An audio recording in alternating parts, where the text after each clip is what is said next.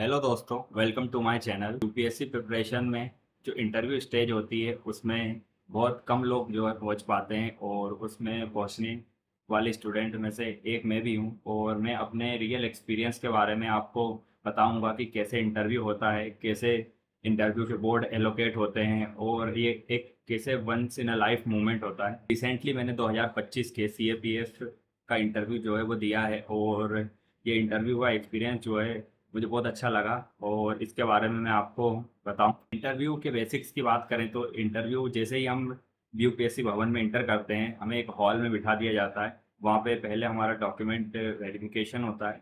उसके बाद interview board हमें एलोकेट होते हैं, जो कि रैंडम एलोकेशन होता है बोर्ड्स का। इसमें हमारे जब डॉक्यूमेंट वेरिफिकेशन हो जाते हैं एक पर्सन आता है, वो हमें हमारे रिस्पेक्टिव बोर्ड के पास जो है वो ले जाके आउटसाइड हमें इंतजार करने के लिए बिठा देता है। जो यूपीएससी के बोर्ड होते हैं उसके अंदर एक मेन चेयरमैन होते हैं जो कि यूपीएससी के मेंबर होते हैं या यूपीएससी के चेयरमैन होते हैं। उसके अलावा अलग 3 या 4 मेंबर होते हैं जो कि सिविल सर्विसेज और सीएपीएफ के हिसाब से नंबर इनका वेराई करता है। अब हम आते हैं इंटरव्यू की टाइमिंग के ऊपर। इंटरव्यू की जो टाइमिंग होती है सीएपीएफ एसी में, ये टाइमिंग लगभग एवरेज 25 से 30 मिनट तक जो है ये चलती है। इसमें 4 मेंबर की पैनल होती है जिसमें एक चेयरमैन होते हैं और 3 जो है अदर मेंबर होते हैं। बात करें सीएसई या आईएफओएस की, तो यहाँ पे 30 से 35 मिनट का एवरेज टाइम होता है इंटरव्यू का एक कैंडिडेट का। यहाँ पे 5 मेंबर की पैनल होती है जिसमें एक चेयरमैन होते हैं और 4 अदर मेंबर होते हैं। अब हम वार्डरोब के कंपोजिशन के बारे में बात करेंगे। जैसे कि मेरा सीएपीएफ का इंटरव्यू था, तो उसमें जैसे ही मैं अंदर इंटर करता हूँ परमिशन लेके, तो वहाँ पे एक सेमी सर्कल मेज होती है जिसपे 4 मेंबर्स बैठे होते हैं, जिसमें सबसे सेंटर में चेयरमैन मैम थी। मेरा बोर्ड अनुराधा प्रसाद मैम का था और रिस्पेक्टिव 3 अदर मेंबर जो है वो बैठे थे। और ये बहुत ज़्यादा क्लोज होते हैं कैंडिडेट की चेयर से। जैसे कि यहाँ पे चेयरमैन मैम बैठी थी, उसके बाद इंटरव्यू के क्वेश्चन फर्स्ट चेयरमैन मैम पूछती हैं, देन मेंबर 1 पूछता है एंड मेंबर 2, उसके बाद एंड लास्टली जो है वो मेंबर 3 जो है वो क्वेश्चन पूछते हैं। जिसमें एक पर्सन जो होता है वो साइकोलॉजिस्ट होता है जो कि कंटिन्यूअसली हमारी एक्सप्रेशंस को, हमारे लैंग्वेज को जो है वो मॉनिटर करते रहता है। और यहाँ पे हमें अपने मैनर्स और हमारे एटिकेट के बेसिस पे भी चेक किया जाता है। जैसे कि यदि वो हमें कहते हैं किसी चीज़ को ड्रॉ करने के लिए, तो हमें पहले परमिशन लेने होती है to take the pen and paper and after, उसके बाद जो है हमें वो ड्रॉ करके बताना होता है या लिख के बताना होता है। बात करें क्वेश्चंस की, तो हर एक मेंबर लगभग हमारे से 5 से 6 क्वेश्चन पूछता है और हर एक क्वेश्चन पे मोस्ट प्रोबेबली एक काउंटर क्वेश्चन होता है जहाँ पे वो चेक करते हैं कि हम जो आंसर दे रहे हैं वो कितना क्लियरिटी के साथ दे रहे हैं और कितना जो है हमारा नॉलेज पे डीप है, या हम उसका पेरिफेरल जो है वो आंसर दे रहे हैं। इसके बेसिस पे काउंटर क्वेश्चन जो किए जाते हैं। कभी कभी काउंटर क्वेश्चन का भी एक काउंटर क्वेश्चन होता है। मेरे इंटरव्यू क्वेश्चंस की बात करें तो हॉबी एक सेक्शन जो होता है, जो कि मोस्ट प्रोबेबली सबसे इम्पोर्टेंट सेक्शन होता है हमारे पूरे डेफ का, जिसमें हमें चेक किया जाता है कि हम किस तरीके से जो अपनी डेली एक्टिविटीज़ को करते हैं और क्या हमें पसंद होता है, क्या हमें पसंद नहीं होता है।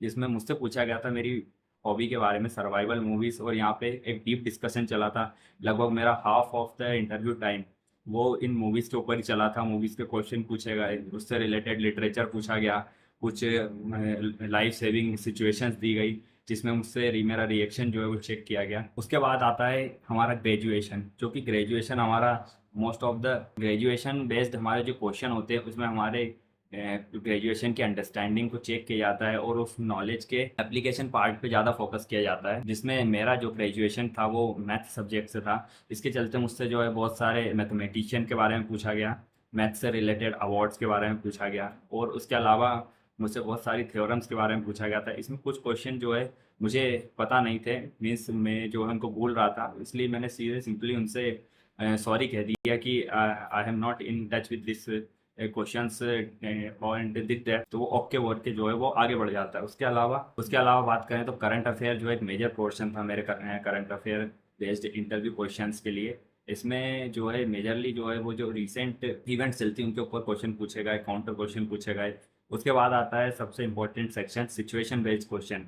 उससे पूछा गया था कि यदि हम आपको आपकी स्कूल का प्रिंसिपल बना दें तो 3 कौन से काम आप सबसे पहले करेंगे। एक मुझसे पूछा था कि दिल्ली में आप पहली बार आए हैं तो दिल्ली में जो पॉल्यूशन का प्रॉब्लम है उसके लिए हम क्या क्या यूनिक सॉल्यूशंस जो है वो डिप्लॉय कर सकते हैं। एंड थर्ड जो है उससे मेरे कॉलेज के नाम के ऊपर जो है एक कोट बना के उस कोट को एक्सप्लेन करने के लिए जो चेयरमैन मैम ने मुझसे ये क्वेश्चन पूछा था। उसके बाद जब सारे क्वेश्चन हो जाते हैं तो उसके बाद चेयरमैन मैम जो है वो, ये चेयरमैन सर जो होते हैं रिस्पेक्टिवली, वो बोलते हैं कि your interview is over, if you want to ask any question you can ask. तो सिंपली मैंने जो है वो थैंक यू बोला और मैं जो है वो रूम से बाहर चला गया। जब आपका इंटरव्यू ओवर हो जाता है उसके बाद जो है आप सीधे अपना बैग लेते हैं और आउटसाइड जो है वो चले जाते हैं। आपको किसी से मिलने या किसी से बात नहीं करने दिया जाता है अंदर इंटरव्यू हॉल के। आप सीधे बाहर की तरफ जाते हैं। बात करें डॉक्यूमेंट वेरिफिकेशन की, तो डॉक्यूमेंट वेरिफिकेशन जो होता है वो आपका इंटरव्यू स्टार्ट होने से पहले ही जो है वो कंप्लीट हो जाता है।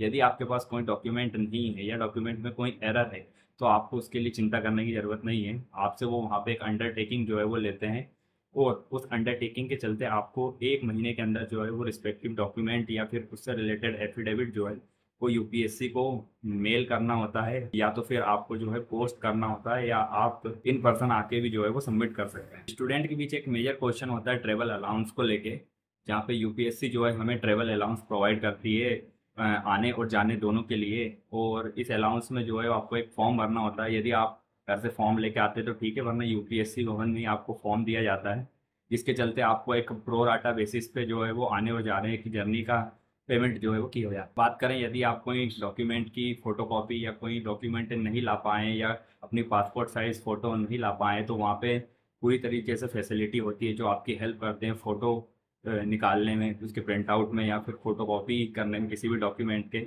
यदि आप कोई डॉक्यूमेंट नहीं ला पाए हैं तो उसको जो है वो आप बाद में पोस्ट के ज़रिए जो है वो भेज सकते हैं। Thank you for watching the video and I hope you found this information helpful, and I hope you also get to the stage of interview in your UPSC preparation. And if you want any other help you can comment, I will try to help you out.